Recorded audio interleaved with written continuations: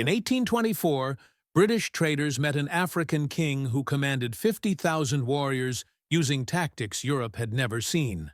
His military genius terrified colonial powers. Some say he could have conquered the continent. His name was Shaka Zulu, and this is the true story of how one man revolutionized warfare forever. The year is 1828. European colonial powers are spreading across Africa, claiming territories, establishing trade routes, and dominating indigenous peoples with superior weapons and technology. But in the southeastern region of the continent, there's one kingdom they cannot touch, one leader they genuinely fear. His name is Shaka Zulu.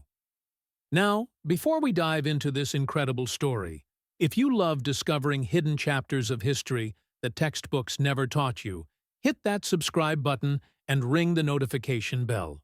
Trust me, you won't want to miss what happens next. Here's the question that historians still debate today. Could an African king have actually threatened European colonial expansion? Could Shaka Zulu, with his revolutionary military tactics, have changed the course of history? The answer might shock you, because what this man accomplished in just 12 years transformed southern Africa forever and created military strategies that armies still study today. This is the story of a rejected outcast who became the most feared warrior king in African history. Shaka was born around 1787 in the region we now call South Africa. But his birth was considered shameful. You see, his mother, Nandi, was from the Langeni tribe, and his father, Senzanga Kona, was chief of the small Zulu clan. They weren't married, and their relationship violated tribal customs. When Nandi became pregnant, the Zulu elders didn't believe it. They claimed she wasn't actually pregnant, but was suffering from an intestinal condition caused by a beetle called Ishaka. When the baby was born, they mockingly named him Shaka, after that beetle. Imagine growing up with a name that basically means you shouldn't exist. Shaka and his mother were treated as outcasts.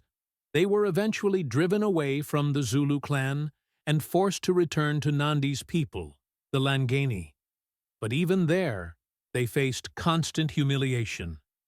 Other children bullied young Shaka relentlessly. He was mocked for being fatherless, for being poor, for being different. But here's the thing about extreme hardship.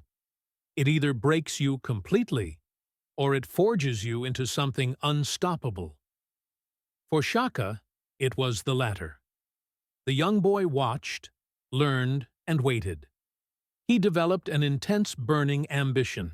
He promised himself that one day those who humiliated him would bow before him. Those who laughed at him would tremble at his name.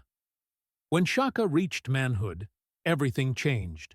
He was called to military service under a powerful regional leader named Dingiswayo. This is where Shaka's true genius began to emerge. The traditional Zulu warfare at the time was almost ceremonial. Warriors would throw long spears from a distance, shout insults, and retreat. Battles could last for days with minimal casualties. It was more like a dangerous sport than actual war. Shaka looked at this system and saw weakness everywhere. He began experimenting with new ideas. First, he created a new weapon, a short stabbing spear with a broad blade that he called the iklwa, named after the sucking sound it made when pulled from a body. This wasn't a throwing weapon. This was designed for close combat, for brutal efficiency. His commanders thought he was crazy. Why would you get close to the enemy when you could throw spears from safety? But Shaka understood something they didn't. He understood that wars aren't won by avoiding death. They're won by those willing to face it head-on with superior tactics and absolute commitment. He trained differently, too.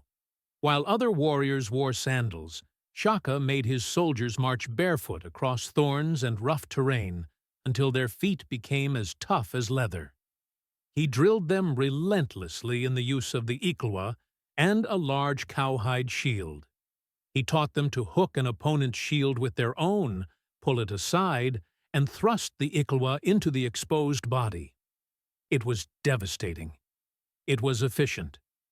It was unlike anything anyone had seen before. Dingiswayo recognized Shaka's brilliance and promoted him rapidly. But Shaka's ambitions were far greater than being someone else's general. In 1816, Shaka's father, Senzangakona, died. The Zulu chieftainship should have gone to one of his legitimate sons. But Shaka had other plans. With the backing of Dingiswayo, Shaka returned to the Zulu clan. He confronted his half-brother, who had taken the throne, and had him assassinated.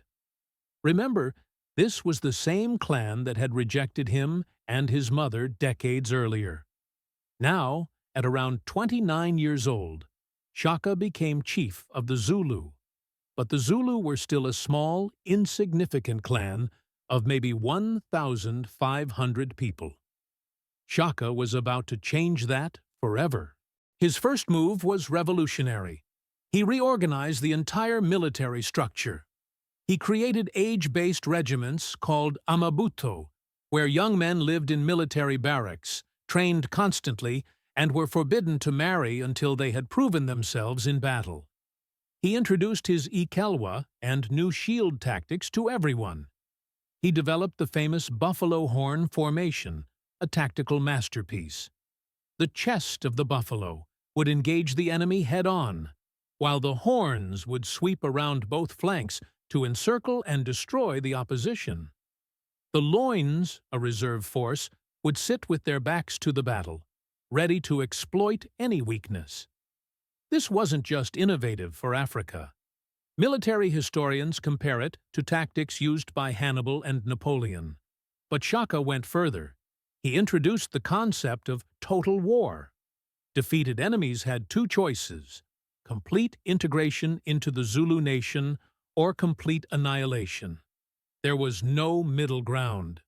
Within just a few years, Shaka had transformed his tiny clan of 1,500 people into a military powerhouse of over 50,000 warriors.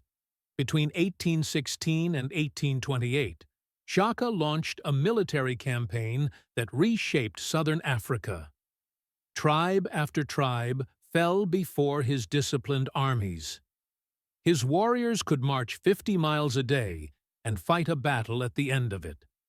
The impact was so massive that historians have a name for this period: the Memphakane, which means the crushing or the scattering. Entire populations were displaced. Some tribes fled thousands of miles to escape Zulu conquest. Others were absorbed into the growing Zulu nation. Shaka's kingdom grew to control territory roughly the size of modern Belgium and the Netherlands combined. He commanded absolute loyalty through a combination of generous rewards for success and brutal punishment for failure or cowardice. His military intelligence network was extraordinary. He used spies extensively and always knew his enemy's strength before attacking. He studied their tactics, their leaders, and their weaknesses. The Zulu kingdom became the dominant power in the region, and Shaka became almost mythical. Stories spread of his military genius, his physical prowess, and his ruthlessness. But then something happened that would change everything. European traders arrived. In 1824, a group of British traders led by Francis Farewell arrived at Port Natal, which is modern-day Durban. They came seeking ivory and trade opportunities. What they found was an African kingdom more organized and powerful than anything they had anticipated. When they met Shaka, the Europeans were astonished. Here was a king who commanded a disciplined army of tens of thousands, controlled vast territories, and possessed a sharp, strategic mind. One trader, Henry Francis Finn, documented these encounters. He described Shaka as tall, muscular, and highly intelligent. The king was intensely curious about European technology, weapons, and military tactics. Shaka granted the British traders land and trading rights, but this wasn't naive generosity. He was studying them. He wanted to understand their weapons, their culture, and, most importantly, their military capabilities. The British demonstrated their firearms to Shaka. He was impressed, but not intimidated. He recognized that muskets of that era were slow to reload and inaccurate. His warriors, he calculated, could close the distance and overwhelm musketeers before they could fire more than one or two shots. Historical accounts suggest Shaka even considered a possible campaign against European settlements. He had the numbers, the tactics, and the discipline. The question was whether he had the time. The British, for their part, respected and feared Shaka. Unlike many other African leaders they encountered, here was someone who couldn't be easily manipulated or intimidated. Here was a genuine military genius who had built an empire through pure strategic brilliance. Some historians argue that if Shaka had lived another decade and continued his military expansion, the British colonization of southern Africa would have been significantly more difficult, perhaps even impossible in that region. But fate had other plans. In 1827, Shaka's mother, Nandi, died. Remember, she was the one person who had been with him through all the humiliation and hardship of his early life. Her death broke something inside him. Shaka's grief was extreme. He ordered a year of mourning during which no crops could be planted and no milk could be consumed. Thousands were executed for not showing sufficient grief. Pregnant women and their husbands were killed so they could know his pain. His behavior became increasingly erratic and paranoid. The brilliant strategist who had built an empire began making irrational decisions. His own people started to fear him, not respect him. On September 22nd, 1828, while most of his army was away on campaign, Shaka's half-brothers, Dingane and Malangana, along with a servant named Mbopa, assassinated him. They stabbed him repeatedly with the very weapon he had made famous, the iklwa. According to legend, Shaka's final words acknowledged his killers, but warned them, "You think you will rule, but the white people are coming." Shaka Zulu was around 41 years old. He had ruled for just 12 years. But in that brief time, he had completely transformed southern Africa. So, let's return to our original question. Could Shaka Zulu have conquered Europe? The honest answer is no, not Europe itself. The logistics alone would have been impossible. But could he have successfully resisted European colonization of his region?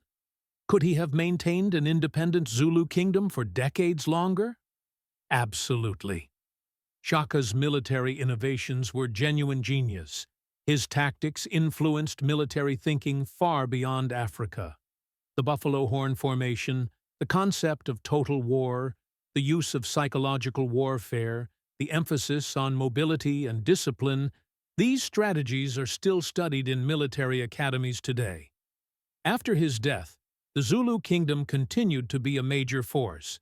In 1879, more than 50 years after Shaka's death, the Zulu army defeated the British at the Battle of Isandlwana, killing over 1,300 British soldiers in one of the worst defeats in British military history. That victory was achieved using tactics and weapons that Shaka had developed decades earlier.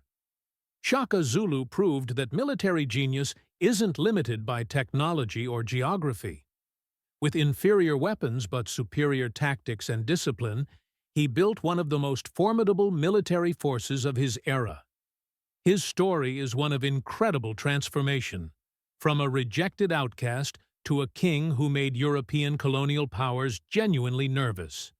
From a boy mocked and humiliated to a leader whose name is still remembered with reverence and fear 2 centuries later.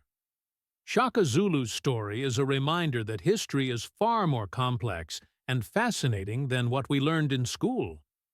Here was an African king whose military brilliance rivaled the greatest generals of European history. Yet his story remains largely unknown to most of the world. If this video opened your eyes to a piece of history you'd never heard before, do me a favor. Hit that like button, drop a comment telling me what shocked you most about Shaka's story, and subscribe to this channel because we're diving deep into more untold stories that will blow your mind. Next time, we're exploring another incredible story from African history that textbooks ignored. You won't want to miss it. Until then, remember, history is written by the victors, but the truth is often far more interesting.